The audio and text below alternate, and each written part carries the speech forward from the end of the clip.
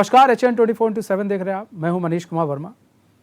हमारे खास प्रोग्राम सौभाग्यम में आप सभी का एक बार फिर से बहुत बहुत स्वागत है।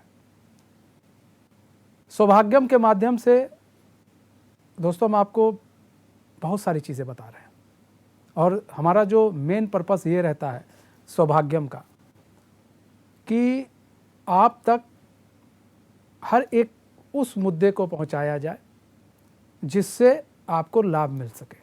ये हमारा मेन मोटिव है। सौभाग्यम हमारा चलाने का, हमारे इस एपिसोड का, हमारे इस प्रोग्राम का यही मोटिव है। इसीलिए आप देखते हैं हम एक टॉपिक को लेते हैं, उस टॉपिक पर पूरी चर्चा करते हैं। पिछले एपिसोड में आपको अध्यात्म गुरु ने बताया कि तलाक क्यों होते हैं और आज हम आपको बताएंगे पूजा पद्धति के नियम क्या है, पूजा पद्धति होती क्या है, पूजा करनी कैसे चाहिए। सब लोग जानते हैं कि नहीं, हम पूजा कर लेते हैं। आप सोच लोगे नहीं जी हमें तो पूजा आती है, लेकिन ऐसा नहीं है। जैसे स्वामी जी ने हमें बताया था कि संस्कार क्या होते हैं, फिर उन्होंने बताया तलाक क्यों होते हैं। आज वो बताएंगे पूजा पद्धति के नियम क्या है, पूजा पद्धति सही तरीके से कैसे करनी चाहिए। हम भी पूजा करते हैं, लेकिन क्या हम सही कर रहे हैं क्या या गलत कर रहे हैं, यही बताएंगे आज हमें। और इस पूरे टॉपिक को आप ध्यान से सुनिए, क्योंकि ये हमसे और आपसे जुड़ा हुआ टॉपिक है। अध्यात्म गुरु स्वामी जितेंद्र महाराज जी हमारे साथ जुड़े हुए हैं एक बार फिर से। स्वामी जी स्वागत है चैन में आपका। नमस्कार। स्वामी जी सवालों की तरफ बढ़े, कई ऐसे सवाल हैं, उनके सवालों की तरफ बढ़े उससे पहले चाहेंगे आज का पंचांग दर्शकों को बता दें। जी बिल्कुल। आज 13 अगस्त है। सूर्योदय का समय आज का 6:06 पे है और सूर्यास्त का समय 6:52 पे है। पक्ष कृष्ण पक्ष है, तिथि द्वितीय तिथि है। आज का जो राहु काल का समय है जो 9:08 से लेकर 10:55 तक रहेगा। स्वामी जी आज का आपने टॉपिक उठाया है पूजा पद्धति को लेकर। अब कई दर्शक सोच रहे होंगे कि भाई हमें तो पूजा आता है, हम तो 1 घंटा करते हैं, कोई कहेगा हम तो 2 घंटा करते हैं।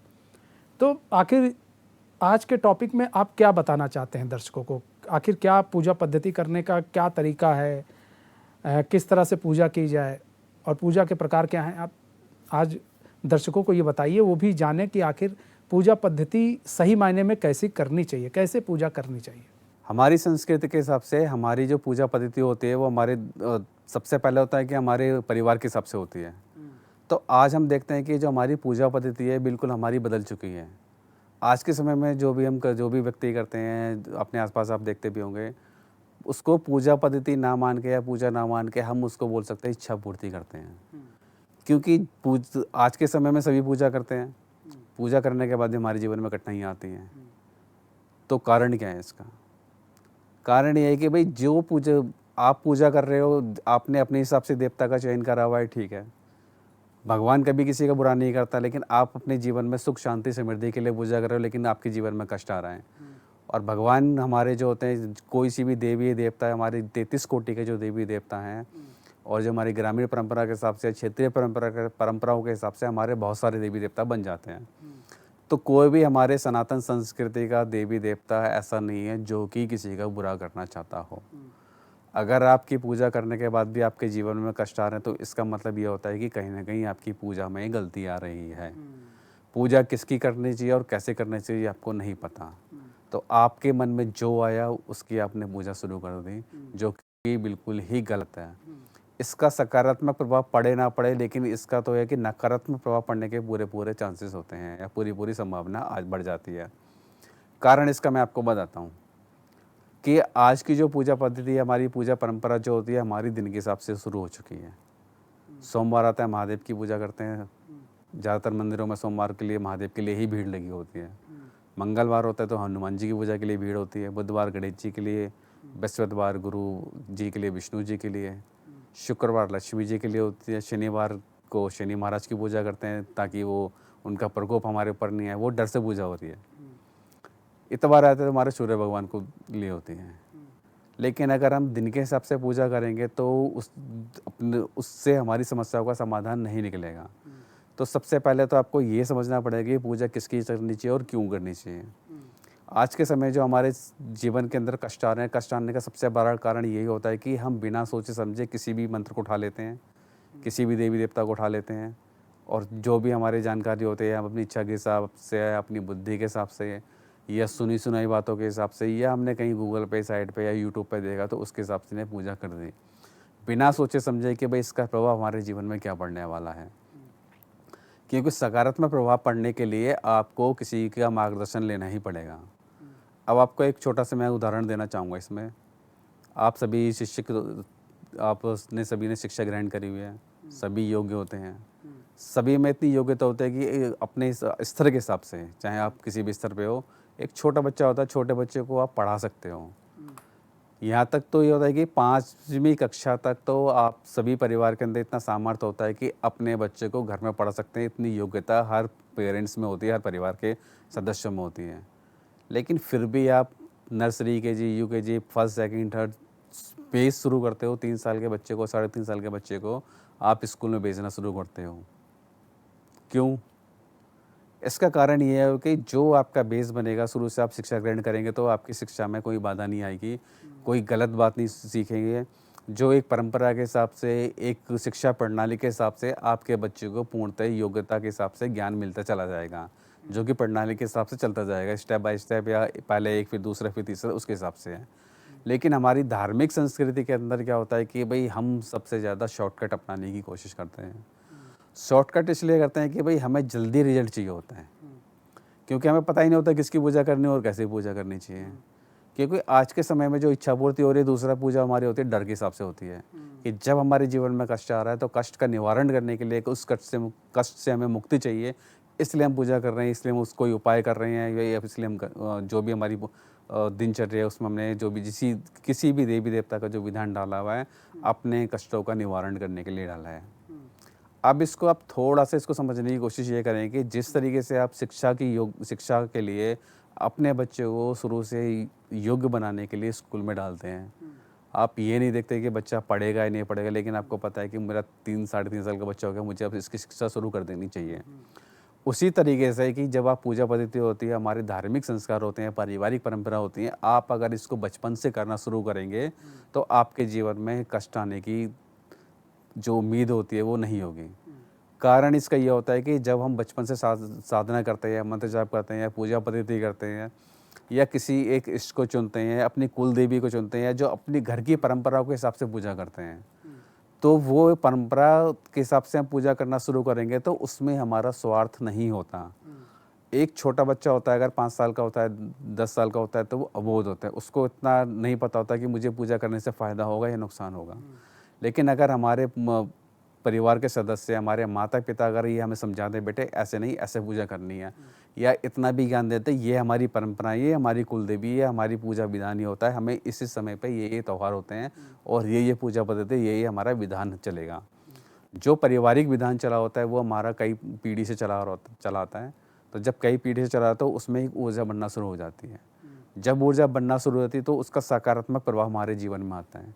लेकिन कहीं ना कहीं देखा जाए तो वो विधान हमारा टूट चुका है, टूट गया है, तो फिर हम अपनी इच्छा के हिसाब से पूजा करते हैं, क्योंकि जिसकी पूजा करनी चाहिए वो हम नहीं कर रहे, और जिसके में नहीं करनी चाहिए वो हम पूजा कर रहे हैं। और दूसरा होता है कि जब आप अपनी पूरा पुरानी परंपरा का पालन नहीं करें, किसी कारण से आपको नहीं पता, तो आप अपने आचार्य पंडित जी से कोई भी विधान पूछ के पूजा कर सकते हैं। अगर आप अपनी मर्जी से कोई भी मंत्र या कोई भी विधान या कोई भी देवी देवता को की सेवा करना चाहते हैं तो उसका पूर्णतः आपको फल नहीं मिलेगा।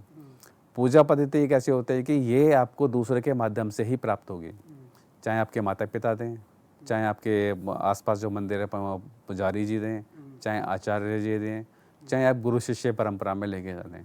लेकिन जब भी आप पूजा करें तो उसका विधान आप किसी ना किसी से पूछ कर करें, अपनी मर्जी से ना करें।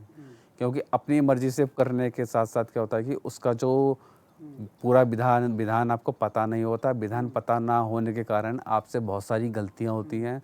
तो गलतियां होने के कारण उसका सकारात्मक प्रभाव पड़े उसके लिए तो वो तो नहीं होता, उसका नकारात्मक प्रभाव आपके जीवन में आना शुरू हो जाता है। और वो नकारात्मक प्रभाव आपके जीवन में इतना ज़्यादा बढ़ जाता है कि आप उसका समाधान ढूंढते परेशान हो जाते हैं, और आप उपाय करने की कोशिश करते तो नहीं होते हैं। अब इसमें मैं आपको बताता हूँ कि जो हमारी संप्रदाय के हिसाब से पूजा चली आ रही है कि जैसे हमारे गणेश होते हैं, तो 4 वर्ण में हमारी पूजा होती है। एक गणेश जी होते हैं, गणेश जी को मानने वाले होते हैं, गणेश जी की पूजा करते हैं।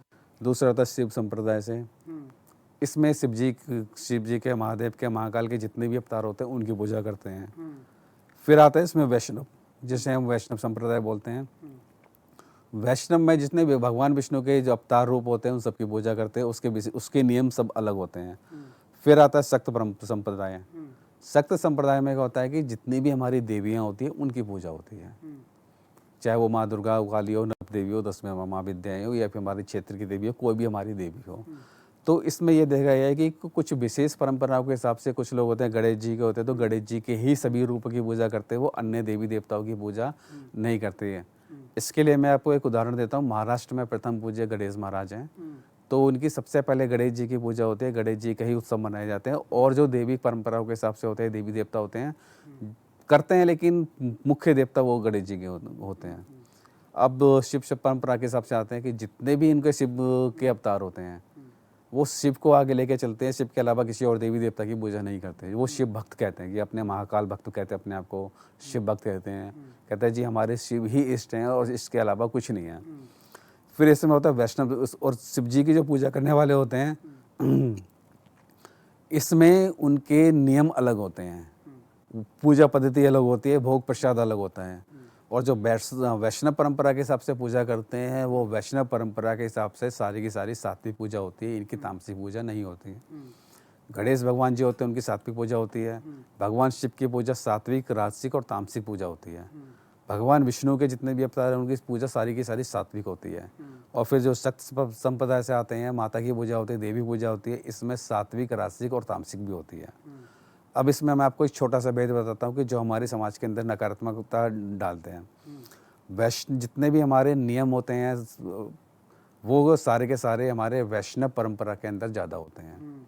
इसका मैं बताता हूँ, वैष्णव परंपरा के अंदर आप लहसुन प्याज का परहेज होता है, बाकी और तामसिक जो वस्तुएं होती हैं हमारी वो तो उसमें निषेध, पूर्णतः ही निषेध होती हैं। और उनका जो वैष्णव परंपरा के अंदर जो पूजा करने वाले होते हैं या पद्धति को पूजन करते हैं, लहसुन प्याज वो खाना पसंद भी नहीं करते, और जो तामसिक चीज़ होती है वो उनसे बहुत ज़्यादा दूर रहते हैं। और जो शक्त परंपरा होते हैं तो उसमें आप सात्विक पूजा कर सकते हैं, राजसिक भी कर सकते हैं और तामसिक भी कर सकते हैं। क्या माँ भगवती की जगत जननी जगजन माँ की जो पूजा करते हैं उसमें आप सात्विक भोग भी ले सकते हैं, फल फूल मिठाई भी ले सकते हैं, राजसिक भी ले सकते हैं। और कुछ परिवार में या कुछ संप्रदाय में या कुछ क्षेत्रीय परंपरा के हिसाब से इनमें तामसिक पूजा की भी होती है, तो वो भी कर सकते हैं। ठीक है पंडित जी, हम रुकना चाहेंगे क्योंकि अब वक्त हो चला एक छोटे से ब्रेक का, तो कहीं मत जाइए, बने रहिए हमारे साथ और देखते रहिए HNN न्यूज़।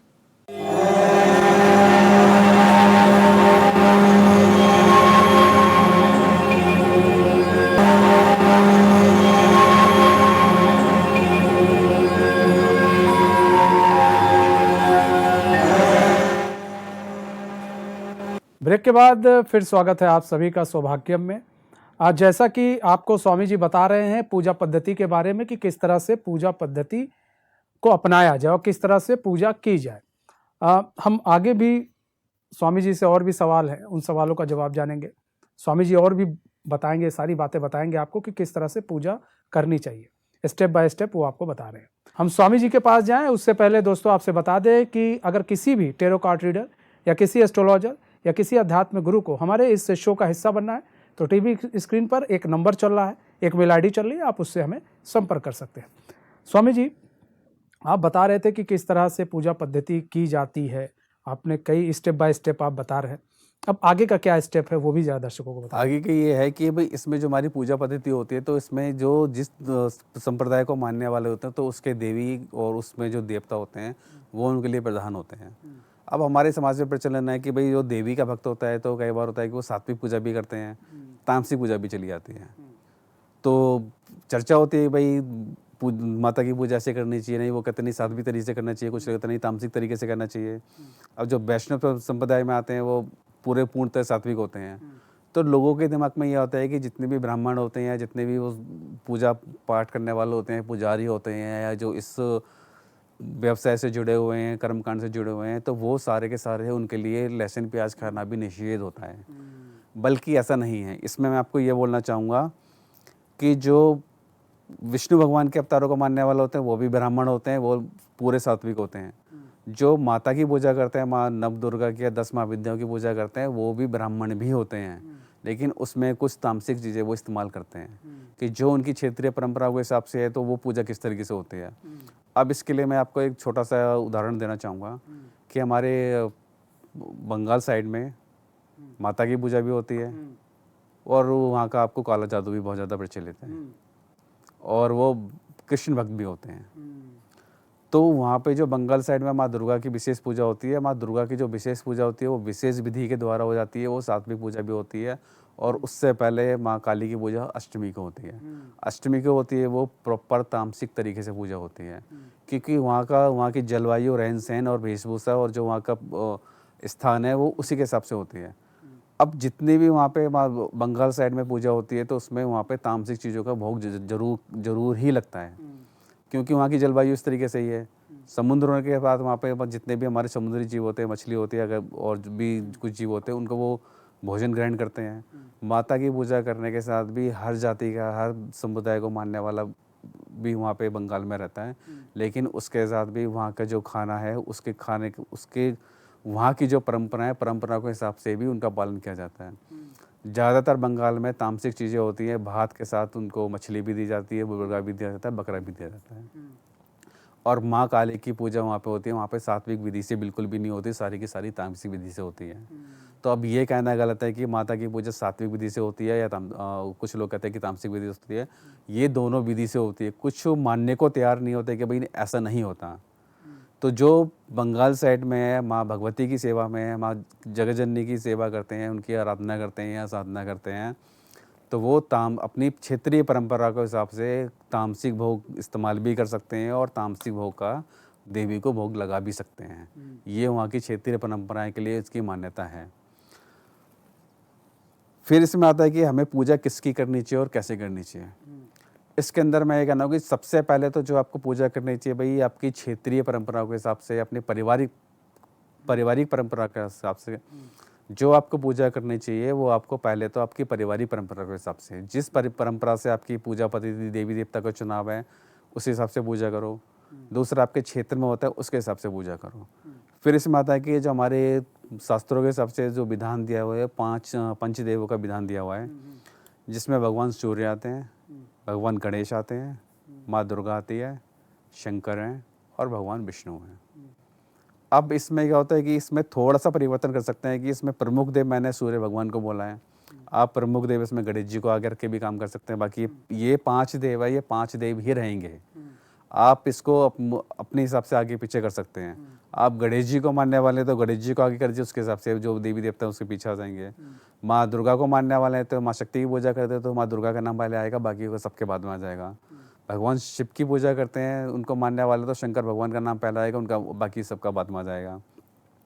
विष्णु को मानने वाले तो विष्णु का नाम पहले आएगा, बाकी सबका बाद में आ जाएगा। ये रहेंगे ये 5 देव, 5 के 5 ही देव। आप इसको अपने हिसाब से आगे पीछे भी कर सकते हैं संप्रदाय के हिसाब से। और ये जो 5 देव होते हैं ये हमारे 5 तत्वों को प्रेजेंट करते हैं कि इन 5 देवों का संबंध जो होता है वो हमारे 5 तत्वों से होता है, आकाश, जल, अग्नि, पृथ्वी और वायु। कि ये जो 5 तत्व होते हैं, हमारे संसार की रचना जो हुई है, संसार का निर्माण जो हुआ है, हमारा निर्माण हुआ है, प्रत्येक जीव का जो भी निर्माण हुआ है इस पृथ्वी पे, वो 5 तत्वों से ही निर्माण हुआ है। भगवान सूर्य आकाश को प्रेजेंट करते हैं कि भगवान सूर्य आकाश का प्रतीक माना जाता है, तो ये आकाश तत्व को ऊर्जावान बनाते हैं। गणेश भगवान जल के देवता माने जाते हैं। गणेश भगवान की पूजा करते हैं तो हमारी शरीर में जो होता है जल तत्व स्थिर रहता है। माँ दुर्गा को अग्नि का देवता माना गया है कि जो हमारे शरीर में जो अग्नि होती है, भोजन पचता है, हम भोजन ग्रहण करते हैं तो अग्नि के द्वारा ही उसका पाचन होता है। अगर अग्नि नहीं होगी तो हमारे भोजन नहीं पचेगा, तो माँ दुर्गा अग्नि का प्रतीक माना जाता है। भगवान शंकर पृथ्वी का प्रतीक माने जाते हैं, तो भगवान शंकर, और इसके अलावा भगवान विष्णु वायु का माने जाते हैं। तो इन 5 देवताओं की पूजा अपने 5 तत्वों को ऊर्जावान बनाने के लिए या 5 तत्वों को बैलेंस करने के लिए भी आप इन सब 5 देवता की पूजा कर सकते हैं। इन 5 देवता की पूजा करने से आपके जीवन में कोई भी किसी भी तरीके से नकारात्मक प्रभाव नहीं पड़ेगा। और इन 5 देवता की पूजा दिनचर्या में आप अपने दिनचर्या में भी ले सकते हैं। मैं तो आपसे ये कहना चाहूँगा कि आप जो टोने टोटके या उपाय करते हैं तो इन उपाय को छोड़ के आप अपने किसी भी इसको पकड़ लीजिए, आप उनकी सेवा में आ जाइए। एक इसके साथ रहेंगे तो वो आपकी सदैव प्रार्थना सुनेंगे भी और आपके जीवन में आपका मार्गदर्शन भी करेंगे। आपकी जो सामान्य पूजा होती है तो आप इन 5 देवता की पूजा कर सकते हैं रोज। आपको अगर विशेष मंत्र नहीं पता, आप साधारण तरीके से भी इनका नाम ले लेंगे, आप किसी भी पुस्तक में देख लेंगे, इन सब का 5 का सम्मिलित एक मंत्र मिल जाएगा, या जो पूजा पद्धति होती है तो सामान्य रूप से भी आप धूप दीप जला के इन 5 देवताओं को प्रणाम कर सकते हैं, कर सकते हैं। इसके बाद आता है कि जब हम पूजा शुरू करते हैं अपने घर में, तो हमें सबसे पहले जो ध्यान रखना होता है तो पवित्रता का ध्यान रखना होता है। पूजा करने के लिए सुबह कुछ लोगों की आदत होती है, कुछ लेट उठते हैं, कुछ लोग शायद सर्दी में नहाना पसंद भी नहीं करते हैं। लेकिन आप पूर्णतः इष्ट की कृपा प्राप्त करना चाहते हैं तो आपकी दिनचर्या में सबसे पहले आप सुबह नित्य कर्म से फ्री होके आपको स्वच्छता पवित्रता का पालन करना चाहिए। पवित्र होके ही आप पूजा करें, अशुद्ध रूप में पूजा ना करें। पूजा के साथ साथ आपको पूर्णतः समर्पण भी चाहिए होता है कि जब आप किसी भी इष्ट की पूजा करते हैं, आप इष्ट अपने हिसाब से चुन सकते हैं या किसी के मार्गदर्शन ले सकते हैं इसके लिए भी। तो जब तक आपका पूर्णतः समर्पण नहीं होगा तब तक वो आपकी पूजा अधूरी रहेगी। जब आप पूजा के लिए समय निकालिए, ज़्यादा समय नहीं निकालिए, सिर्फ 5 मिनट 10 मिनट निकालिए। आपकी दिनचर्या अगर व्यस्त है तो आप व्यस्त जीवन में से शुरुआत आप 5 मिनट से ही कीजिए, क्योंकि ज़्यादा समय के लिए आप सोचेंगे तो आप समय नहीं निकाल पाएंगे। कहीं ना कहीं आपके मन में कुछ विचार आएंगे, बाधा आएगी, तनाव आएगा कि मुझे इतना टाइम करना है, मुझे वहाँ जाना है, आपके मन में अलग अलग विचार आएंगे। तो 5 मिनट होता है, 5 मिनट शुरू में निकालेंगे तो वो आराम से होता है कि सब सोचते हैं 5 मिनट है, निकल जाएगा आराम से। इसके बाद आता है फिर आपको मंत्र। भाई जिस भी आप देवी देवता की आराधना करते हैं, आप इसकी पूजा करते हैं, तो वो मंत्र भी आपको ज़रूरी होता है, क्योंकि देवी देवता होते हैं मंत्र के अधीन होते हैं कि आप किसी को बुलाएंगे। मंत्र का मतलब होता है कि उस देवी देवता की पहचान, आपका स्त्री हो या पुरुष हो या बच्चा हो, उसकी एक पहचान, उसका एक नाम है। जब हम जिसको जिस नाम से बुलाएंगे वो सामने आ जाएगा। आप किसी को कितनी भी आवाज़ दो, अगर नाम नहीं दो तो किसी को ये नहीं पता चलेगा कि भाई किसको बुला रहे हैं। तो जिस देवी देवता की पूजा करते तो उसका आपको मंत्र होना चाहिए, और उस मंत्र का ही जाप आप कुछ निश्चित समय के लिए करना शुरू कीजिए। अब इसमें आता है कि पूजा कितने प्रकार की होती है, कि आप पूजा में जो जो सम्मिलित करते हैं, पंचामृत बनाते हैं, तो अलग अलग विधि होती है। पहले तो होता है 5 चीज़ों को मिला के पूजा करते हैं, 10 चीज़ों को मिला के भी करते हैं, 16 भी होती है, 32 होती है, 64 होती है, 132 भी होती है। लेकिन हमारे जो प्रचलित है वो 5 चीज़ें मिला के हैं। जैसे जब हम इसकी पूजा करते हैं, उनका अभिषेक करते हैं, तो दूध, दही, शहद, शक्कर, गंगा जल और जल हम मिश्रित करते हैं। तो ये 5 चीज़ें मिला के हम भगवान का अभिषेक भी कर सकते हैं। भगवान का अभिषेक हमें आप अपने हिसाब से कर सकते हैं, रोज़ करना चाहें तो रोज़ सकते हैं, और बाकी किसी विशेष दिन करना चाहते हो आप विशेष दिन भी कर सकते हैं। तो पूजा की विधि होगी, जितनी आप साधारण और सहज पूजा करेंगे वो आपके लिए उतना ज़्यादा सहज रहेगा, क्योंकि भगवान को ज़्यादा मंत्रोच्चारण की जरूरत नहीं पड़ती है। भगवान को सिर्फ समर्पण, पवित्रता, समर्पण और मंत्र चाहिए होता है। जब पूर्णतः समर्पित होकर मंत्र का जाप करेंगे, आपका पूरा ध्यान पूजा में लगेगा, आपके इष्ट की सेवा में लगेगा, तो उससे आपके इष्ट की सेवा या आपकी इष्ट की कृपा आपके ऊपर बढ़ना शुरू हो जाएगी। फिर इसमें आता है कि पूजा करना शुरू करते हैं तो जो आपकी रीति रिवाज और परंपराएं होती हैं तो उसका भी आपको विशेष ध्यान रखना पड़ेगा, क्योंकि जब हम पूजा करना शुरू करते हैं, हम किसी इष्ट की पूजा करने, तो हमारे अंदर ऊर्जा आना शुरू हो जाती है। कुछ समय तक आप पूजा करेंगे, आपके अंदर भी ऊर्जा आना शुरू हो जाएगी। जब ऊर्जा आना शुरू हो जाएगी तो फिर उसके कुछ नकारात्मक प्रभाव भी आते हैं और सकारात्मक प्रभाव भी आते हैं। अब कुछ लोग ये सोचते हैं कि हमारे पूजा जब से हमने करी है, पूजा करने के बाद हमारे जीवन में नकारात्मक प्रभाव आ रहे हैं, जबकि ऐसा नहीं है। कि नकारात्मक प्रभाव हमारे जीवन में जब आता है जब हमारी परंपराएं छोड़ के हम किसी और देवी देवता का सहारा लेते हैं। क्योंकि जब हमारा जन्म होता है, जन्म के साथ हमारा जिस जाति कुल जन्म के अंदर हमारा वंश, जिस जाति कुल वंश में हमारा जन्म होता है, उस जाति कुल वंश की एक परंपरा होती है, एक देवी या एक देवता जरूर होता है। तो उसकी पूजा हमारे जीवन में, हमारे जो पूर्वज होते हैं जीवन, वो पूरे जीवन उसकी सेवा करते हैं, उस परंपरा का पालन करते हैं। तो जब हम किसी और इष्ट की सेवा में जाते हैं, किसी और की पूजा करते हैं, अगर हम इसकी पूजा नहीं करते, कहीं ना कहीं वो आपको परेशान नहीं करना चाहते, लेकिन वो अपने होने का एहसास आपको कराते हैं। जब वो अपने ऐसा होने का एहसास कराते हैं तो आपको कुछ संकेत देते हैं कि आपको जैसे कि घर में कुछ है, आपको आसपास लगता है। कई बार होता है कि आपके कुछ काम खराब होने जाते हैं, कुछ विशेष परिस्थिति में, विशेष दिन में या विशेष आपके कार्य में बाधा आ रहे हैं, तो कहीं ना कहीं वो आपको आपकी घर की ऊर्जा प्रभावित कर रही है। तो इससे परेशान होने की जगह इसका समाधान निकालने की कोशिश करें, उसको समझने की कोशिश करें कि भाई कारण इसका क्या है। जब इसका मूलतः कारण आप समझेंगे तभी इस समस्या का समाधान आपको मिल सकता है। तो कुल मिलाकर स्वामी जी पूजा पद्धति आपने बताई एक एक स्टेप, कुल मिलाकर ये है कि सही तरीके से पूजा करेंगे तो उसका फल भी आपको मिलेगा। और ये जो कष्ट आते रहते हैं, कई बार ऐसा होता है कि हम गलत तरीके से पूजा करते हैं, इसलिए भी कष्ट जो है हमारे ज़िंदगी में आते हैं।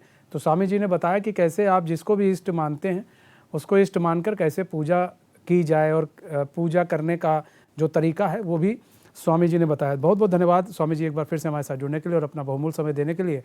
तो हमारे इस खास पेशकश में आज बस इतना ही, मुझे दीजिए इजाज़त, तो देखते रहिए HNN न्यूज़।